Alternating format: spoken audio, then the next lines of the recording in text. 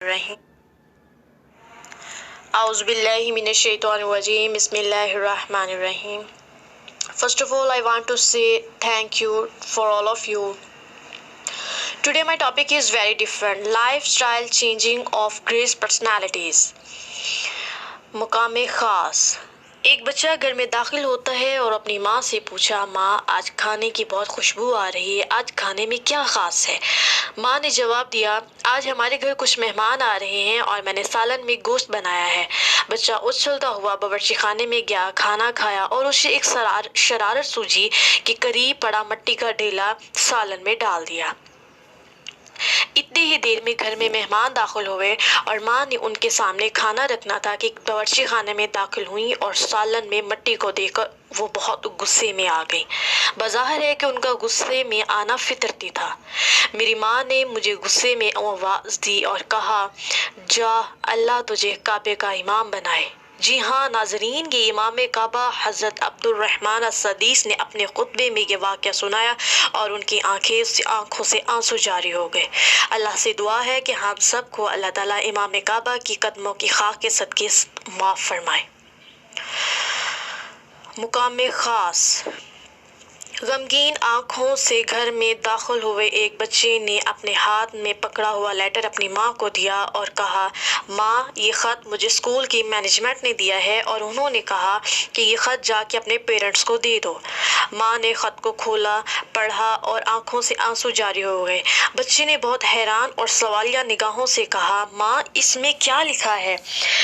माँ ने जवाब दिया, ये जवाब बहुत ख़ास था बेटा, इसमें लिखा है कि आपका बेटा बहुत जीनियस और एक्टिव है। हमारे स्कूल में इसको पढ़ाने के लिए इसके स्टैंडर्ड का स्टाफ नहीं, बराए मेहरबानी आप अपने बच्चे को घर में तालीम दिलवाएं।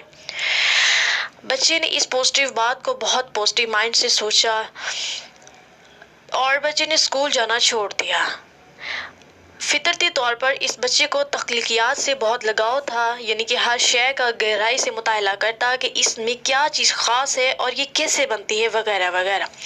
माँ ने अपने बच्चे के इस इंटरेस्ट को बहुत गौर से मुशाहिदा किया और इसको उस तरह के खिलौने ला के दिए जिसमें इसका ख़ास इंटरेस्ट था और इसकी तालीम भी घर में ही मुकम्मल करवाई। बड़ा होकर ये बच्चा एक रिसर्च सेंटर में दाखिला लेता है और इधर इसकी ज़िंदगी का टर्निंग पॉइंट था। इसने बहुत ज़्यादा मेहनत शुरू कर दी और नौजवान ने एक बल्ब का एक्सपेरिमेंट किया। इस एक्सपेरिमेंट पे इसने बहुत ख़ास मेहनत की कि 1000 बार इसका एक्सपेरिमेंट फेल हुआ, मगर इसने अपनी मेहनत को जारी रखा। इसने अपनी मेहनत को जारी इस सोच पर रखा कि ये मेरा एक्सपेरिमेंट किस वजह से फेल हो रहा है। जब इसने ये वजह सोची तो उस वजह की बुनियाद पर इसको हर बार एक बात नई सीखने को मिलती। इसका एक्सपेरिमेंट बहुत ज़्यादा फेल होता गया, मगर इसने अपनी कोशिश को बरकरार रखा कि एक दिन ख़ास था कि अल्लाह ताला को इसकी मेहनत बहुत मकबूल थी कि इसका बल्ब रोशन हुआ। इसने अपने इस एक्सपेरिमेंट की एग्जीबिशन नुमाइश की तो बहुत ज़्यादा दाद मिली और इस पर इसकी इन्वेस्टमेंट इसको एज अ रिवॉर्ड प्राइज़ भी दिया गया। इस वक्त इसकी ज़िंदगी का टर्निंग पॉइंट था कि इस मुकाम पर, इस नुमाइश पर इसको बहुत ज़्यादा पैसे मिले, इज़्ज़त मिली और शोहरत मिली। रफ्ता रफ्ता इसने बहुत ज़्यादा कामयाबियों को समेटना शुरू कर दिया। इसकी ज़िंदगी का एक ख़ास दिन था कि ये अपने कमरे में बैठा एक्सपेरिमेंट पे मसरूफ़ था कि करीब इस ओल्ड फोल्डर पर इसकी नज़र पड़ी और जिसमें सरे फहरिस्त इसके स्कूल का वही लेटर था जो इसकी मैनेजमेंट ने इसको दिया था। उस वक्त तो ये बच्चा था, ख़त खुद ना पढ़ सका, आज इसके पास पढ़ने को बहुत कुछ था।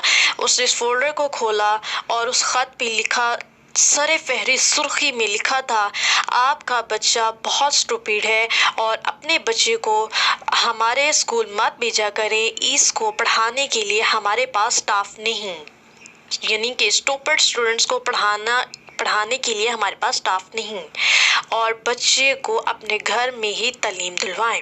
ये बहुत नेगेटिव बात थी, लेकिन उसकी माँ ने बहुत पॉजिटिव वे में उसको बताई जो कि उसकी ज़िंदगी का टर्निंग पॉइंट बना।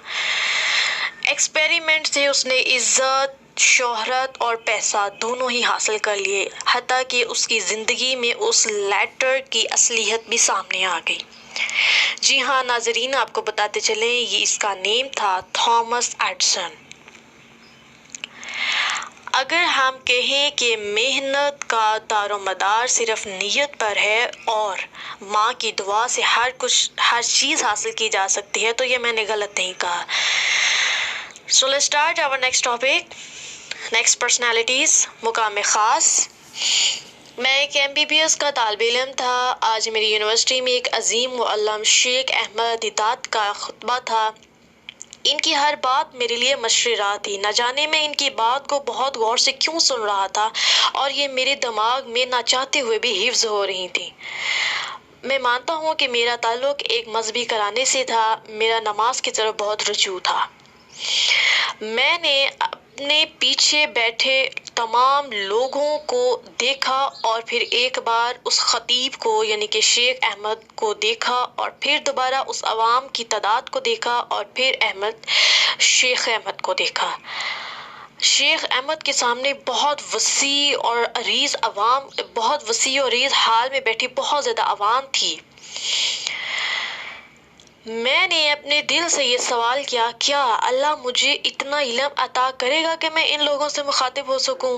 اگر میں یہ کہوں کہ یہی میری زندگی کا سوال تھا جس نے مجھے اس ٹرننگ پوائنٹ پر رکھا تو یہ غلط نہ ہوگا۔ میں نے بہت زیادہ کتابوں کا مطالعہ شروع کر دیا۔ ایک دن میں نے اپنی والدہ سے پوچھا کہ اماں جان آپ مجھے کس اسٹینڈرڈ پہ دیکھنا چاہتی ہیں، ایز اے MBBS ڈاکٹر اور کہ ایز اے معلم؟ اور میری ماں نے مجھے بہت شائستگی سے جواب دیا، oh my lord, oh my dear son, I want to see you as a MBBS doctor and both in Islamic debaters. میں نے اپنے ذہن میں کچھ تصورات سے سوچا کہ جتنی بڑی میری ماں کی خواہش ہے، کیا میں نے اپنی زندگی میں اتنی محنت کی؟ اور پھر میں نے اللہ تعالیٰ سے دعا کی، یا میرے خدا میرے سینے کو کھول دے اور مجھے نفع والا علم عطا فرما اور میری زبان کی گرہ کو بھی کھول دے۔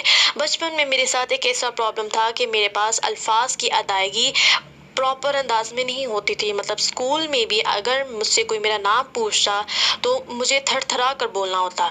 تو میں نے اللہ تعالیٰ سے دعا کی کہ یا میرے خدا مجھے بہت زیادہ علم عطا فرما اور نفع کا علم عطا فرما۔ میرے والد محترم کی تنخواہ بہت قلیل تھی مگر وہ مجھے کتابیں لا کر دیتے اور جس کو میں بہت بخوبی سے مطالعہ کرتا۔ ایک دن ایسا تھا کہ میرے استاد شیخ احمد دیدات نے مجھے بہت فورس کیا اور میں نے ایک خطبہ کیا۔ اس خطبے کا عنوان تھا قرآن اللہ تعالیٰ کی کتاب ہے، یعنی اس عنوان کا میں نے سیٹ اپ 1 گھنٹے کا دورانیہ رکھا تھا مگر بحث اتنی طویل ہوئی کہ 3 گھنٹے رہا۔ اگر میں یہ کہوں کہ اس خطبے کے دوران میرے استاد شیخ احمد کی مجھ پر خاص عنایت تھی تو یہ کم نہ تھا۔ 1 گھنٹے کا سیٹ اپ لیکچر 3 گھنٹے میں ڈیلیورڈ ہونا تو یہ کچھ عنایت ہی تھا۔ ناظرین، ہم آپ کو بتاتے چلیں کہ اس وقت ایک ایسا آیا کہ اس نوجوان نے بہت بڑے مناظرے کا چیلنج کیا۔ یورپ کے نامور پادریوں کے بھی پادری ولیم کے ساتھ اس نے مناظرے کا چیلنج کیا اور اس مناظرے کے چیلنج کا عنوان تھا قرآن پاک بائبل کی روشنی میں۔ ناظرین، آپ کو بتاتے چلیں کہ 34,000 لوگوں نے ایٹ اے ٹائم اسی وقت اسلام قبول کیا اور آج اس کے سامنے لاکھوں کا مجمع ہوتا ہے۔ لاکھوں کا مجمع بظاہر حاضرین بلکہ LED پر بھی بہت زیادہ لوگوں کا مجمع ہوتا ہے۔ تو ناظرین، آپ کو بتاتے چلیں کہ یہ کوئی اور نہیں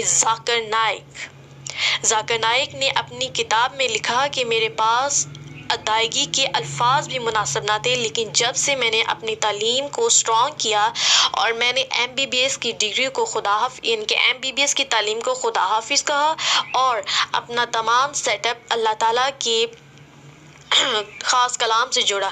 اور ذاکر نائک نے اپنی کتاب میں لکھا کہ میں نے جتنے بھی مناظرے کیے میرے سامنے لاکھوں کی تعداد میں لوگ تھے، لیکن ایک بچے نے مجھ سے ایسا سوال کیا جو شاید مجھے تا حیات بھی یاد رہے گا۔